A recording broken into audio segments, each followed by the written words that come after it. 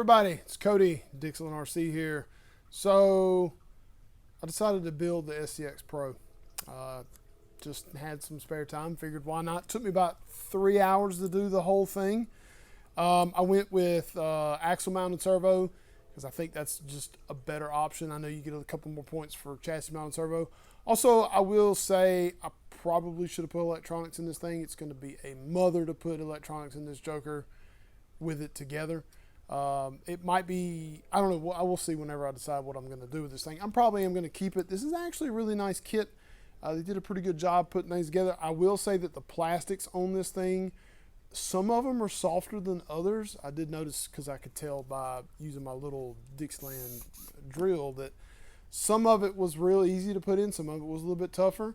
Also noticed once I started using the bigger drill, the torque, you know, I've got like a torque setting on it. It did not hardly ever click it, which means that it's not really got a good clamping force into it, which is really strange. You think it would be a little bit better. But anyway, shocks go together very easy.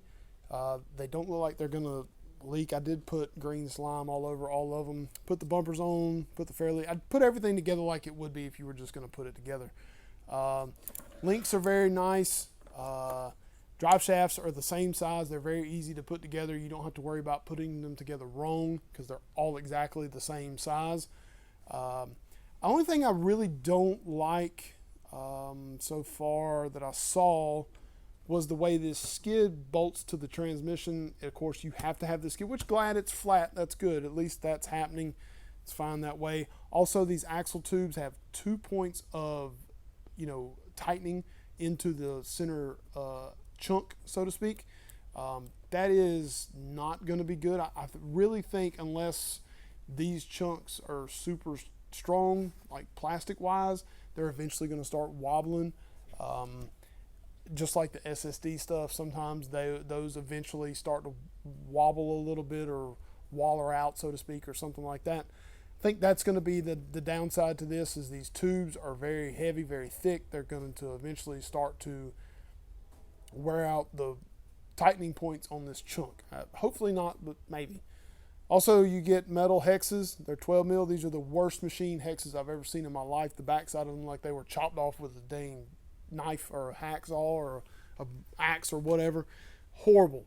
I've never seen hexes look that bad, to be, if I'm honest with you. So also the pins that you use to hold it down, looks like that comes out further than the actual hex. It's ridiculous. Anyway, beside the point. This kit is probably not a good first builder's kit. Like if you've bought a bunch of RTRs and you're like, oh, I want to build a kit, this is probably not the answer for you to begin with. The reason I say that is the manual, it tells you what to do, but you've really got to pay attention to how you put this thing together as far as the bolts go and stuff like that. It just kind of has like a number and a line to the bolt and kind of to where it goes. I mean, it does tell you where to put it, but it's very you really got to pay attention, which is fine. But if you've never built a kit before, it's going to be tough. I did go with the overdrive in 40% at all times. The cool thing about it is underneath this thing has a body clip that will remove, and you can actually pop this little holder out and move it to where it'll be 1-to-1.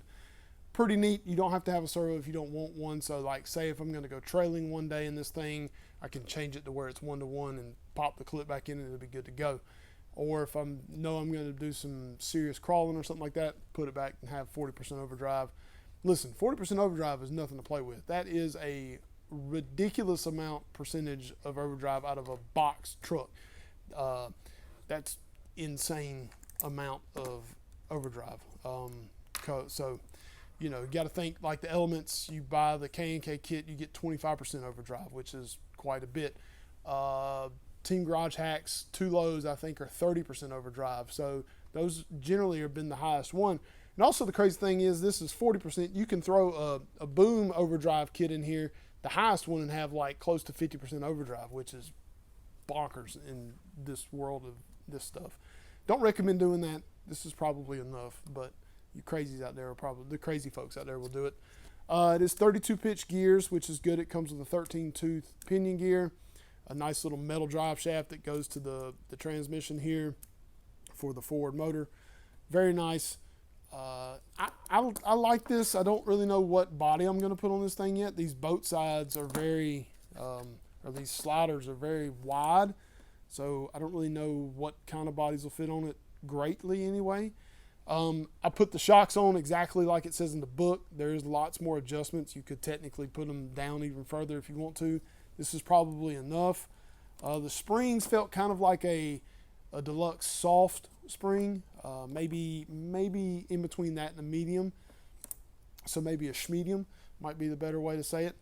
I will say this thing has got all of the angle of turning, and the universal joints don't even care. It's like they just don't even, I mean, like it's got wide, I mean, like this thing's going to be ridiculous. I cannot wait to drive it. It's going to be really cool to see.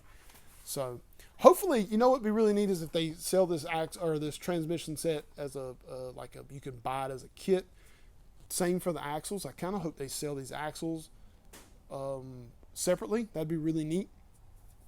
Because I think this would be actually a really good set for most everybody. Mainly for the set caster that's on it, but it's such an aggressive caster that's really going to be nice. Another cool thing, the upper links bolt like not, I don't even know how to explain it, but anyway, the way they bolt down is great. And then once you do full compression on one side, even you know you're not going to hit it, they put an indentation in this motor mount for the link to go into. So you don't have to worry about that. The only thing I could see, I don't really think that's going to happen, but I mean, you're very, very close for this gear to be touching this drive shaft, but that's as far down as it's going to go. I don't really probably recommend putting anything else shock-wise on here, mainly just for that reason there, because if you go any lower than that, you're going to have problems. And also servo, you got to worry about that touching up here as well. So not too bad.